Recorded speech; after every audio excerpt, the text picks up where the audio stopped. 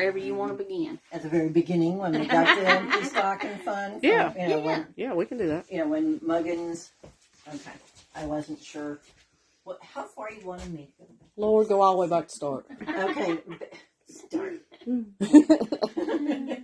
Okay, so, with the empty stocking fund, this is the Tri-City Empty Stocking Fund, and there are several in the area, but so we have to make sure we know it's the Tri-City and not other ones. But anyway, Muggins, who used to be the director of the Empty Stocking Fund years and years ago, 41 years ago, had started this mission. And it was for only 10 families at that time.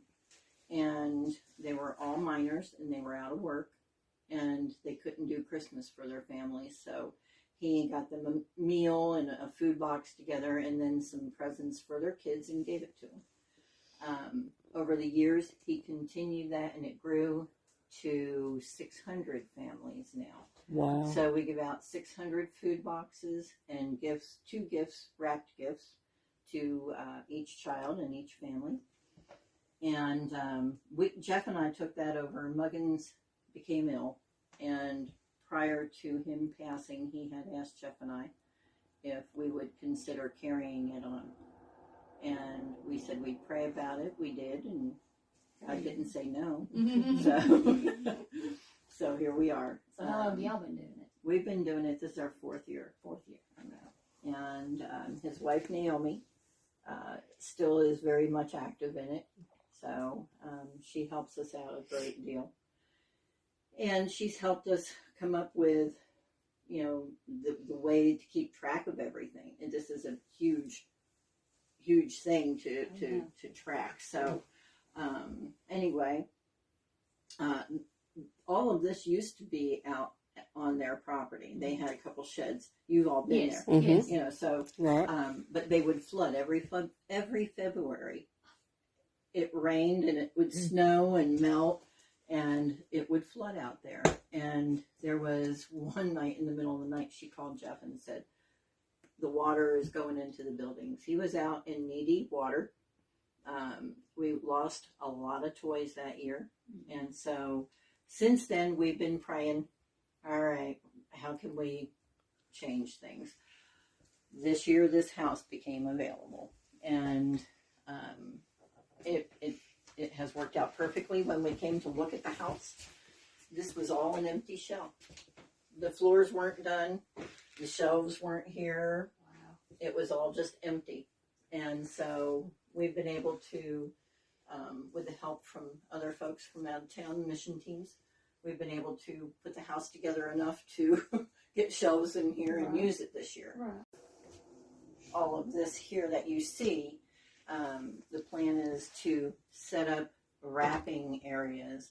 So when toys come in, like you all bring in, we'll have a wrapping area. And the toys will come in through this door, come in here and be wrapped, and then they get tallied and put on the shelves according to age and gender. Right.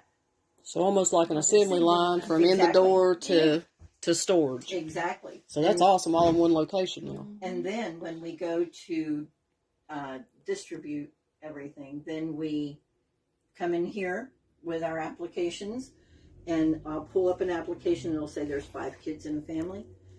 What I'll do is I'll say, okay, I need 2, 3 to 5-year-old boys.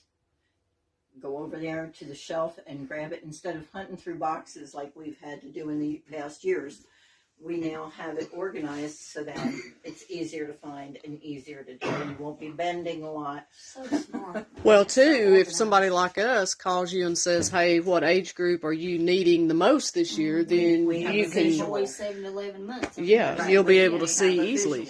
Yeah. So that'll it's be... like a filing system. Yeah. Exactly. Yeah. Exactly. So, and also, before I forget it, when you say the Tri-Cities Empty Stocking Fund, we're talking about Lynch, Benham, and Cumberland, Kentucky, correct? Correct. And the surrounding area. We go about 20 miles outside of that area, within Harlan County. Gotcha. So, we step over Letcher County line a little bit and go out towards Eola, but that's our stopping point there. So yeah, it's So those are all three. the empty stocking funds based in Kentucky, or are they No, they're different places? They're worldwide. Okay. Worldwide, Okay. and they're all individual. Like nonprofit, Teams or whatever, yeah. that kind of thing. So, And then the Home Alone. and that's what I was going to next. Yeah. Then we also have the Home Alone gifts that we do, which they also get a box, a food box, but their gifts usually consist of a blanket and then hand lotion, hand sanitizer, word search puzzles, combs, toothbrush, toothpaste, whatever we get is we put it in a stocking for them and hand them a stocking and a blanket and their food box. So, and we have usually about 118 of those, 120. So, so not only toys, but also blankets and, yes. And that type of thing. And some of the blankets, like these blankets right here, will go to some young girls. We've taken some Barbies and wrapped them up and attached them to some pretty blankets. And so we'll give those out to little girls so that they can have something fuzzy and warm while they're playing with a Barbie. I love it. And then the food boxes, there's 600 of those, and it's about 120 pounds worth of food. Wow. So a lot of canned goods, fruits, vegetables, canned ham, flour, sugar, salt, oil. I mean, you just name it. It's everything to make a Christmas dinner if they can't afford to. Right. And then also cereal and things like that. Total has increased with the inflation. Last year was 30,000, a little over 30,000. This year it's a little over 35,000 for the food. So in 4 years we have seen an increase of $10,000 just in 4 years just in the food. So the other thing that we do take donations of is wrapping paper. Well, that was what I was going to ask also. Not only monetary gifts and toys, but you'll need wrapping paper and tape, stockings. Scissors even. Yeah. Yeah, scissors, the tape dispensers, everything like that. Plus when we do the giveaway in December, we all wear masks and gloves and that kind of thing. So, those supplies as well. Right. I want to walk in that other room and show them. Last year we're gonna do everything the way we did last year. We had 7 different locations where they drove and picked it up to COVID. So we're gonna have those 7 same locations, but with the option of us delivering this year. So in the past they never picked it up. Right.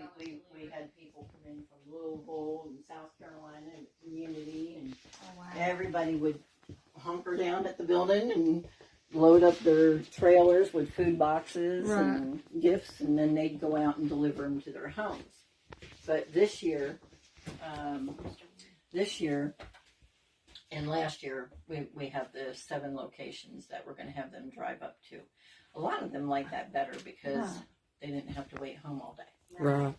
So they were in control of their time.